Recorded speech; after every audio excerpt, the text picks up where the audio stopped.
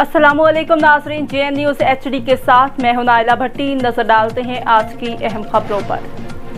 Islamabad senate की कायमा committee बराए तवानाई ने फौरी तौर पर चेयरमैन नेपरा को तलब कर लिया। सेनेटर सैफुल्लाह भुट्टो की ज़ेर सदारत सेनेट की पावर कमेटी का इजलास हो, जिसमें हालिया बिजली के बिलों में इजाफे पर गौर किया गया। सेक्रेटरी पावर और चेयरमैन नेपरा की अदम शिरकत पर कमेटी ने शदीद बरहमी का इजहार करते हुए फौरी तौर पर चेयरमैन नेपरा को तलब कर लिया। चेयरमैन कमेटी और दीगर अरकान ने कहा कि टैरिफ आवाम की पहुँच से बाहर हो चुका। नेपरा चेयरमैन क्योंकि गैर संजीदगी दिखा रहे हैं। इस वक्त बिजली बिल्स में इजाफे के खिलाफ आवाम सिरापा एहतजाज हैं। मुल्क सिविल नाफरमानी की तरफ जा रहा है।